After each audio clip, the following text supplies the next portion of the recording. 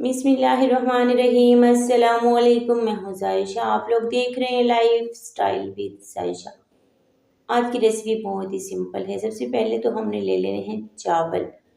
ये पक्का बासमती चावल, इसको 3 से 4 पानी से धोना है, फिर 20 मिनट के लिए भिगो के रखना है, फिर पानी को गर्म करना है। साफ पानी को बॉईल होने के बाद फिर ये चावल जो हमने भिगो के रखे थे वो पानी निकाल के फिर इसमें हम ऐड कर लेंगे।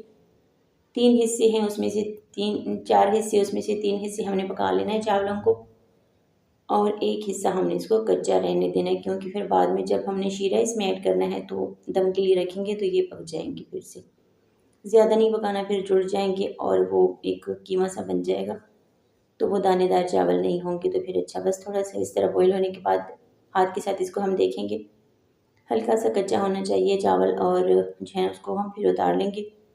स्टेन करेंगे। पानी निकालने के बाद फ़ौरन से फिर हमने ठंडा पानी भी डाल देना है ऊपर से।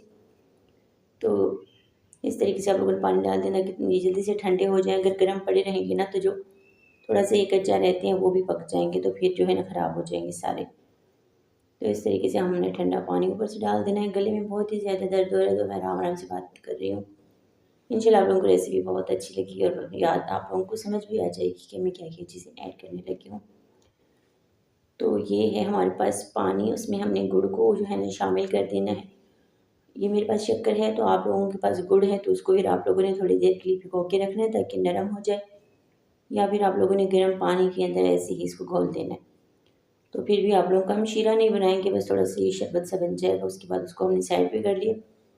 अब यहाँ पे हमने लिया है, मैंने ऑयल लिया है, घी का इस्तेमाल भी कर सकते हैं, बादियान का फूल, दालचीनी, जो ग्रीन इलायची होती है वो 2, सौंफ, और उसके बाद 3 से 4 लौंग आप लोगों ने ऐड कर देने हैं, काली मिर्च ऐड कर देनी है। उसके बाद तेज़पत्ता तो मैं यहाँ पे मैंने ऐड नहीं करा, आप लोगों ने तेज़पत्ता भी ऐड कर देना है, तो उससे बहुत प्यारी खुशबू आएगी फिर। तो अभी हमने यहाँ पे खोपरा, और उसके बाद मैं यहाँ पे थोड़ा सा वो पिस्ता ऐड करूँगी, बादाम ऐड करूँगी क्रश किया हुआ। आप लोगों ने यहाँ पे काजू भी ऐड कर सकते हैं, लेकिन किशमिश का बहुत अहम रोल होता है मीठे चावलों के अंदर।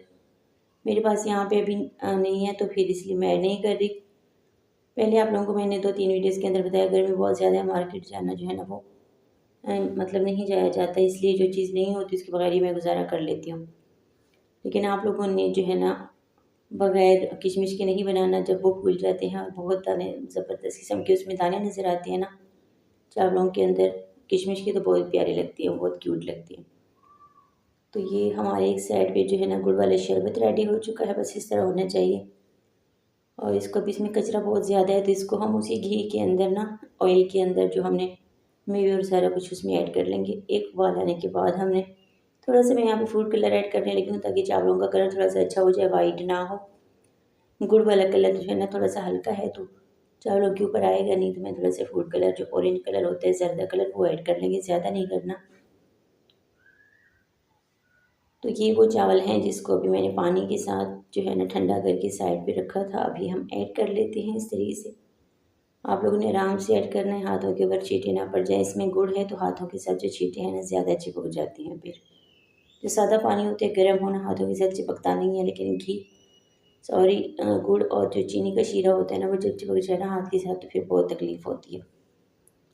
अच्छे से इसको हम मिक्स कर लेंगे, और अभी इसको हमने जो है ना पानी खुश्क होने के बाद चूल्हा कर लेंगे बंद, और एक साइड पे हमने रखना है वो मोटे तलवे वाला तवा।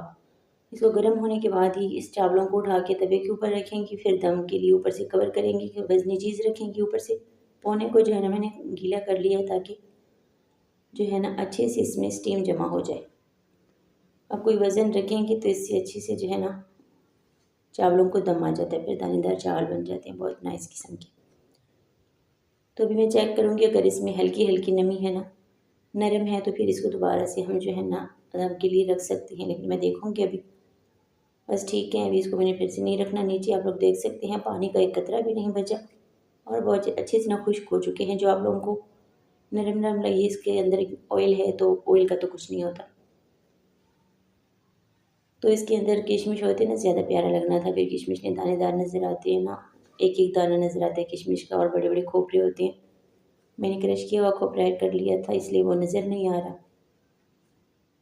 तो माशाल्लाह हमारी रेसिपी जो है रेडी है। ये है तो सर्दियों की, लेकिन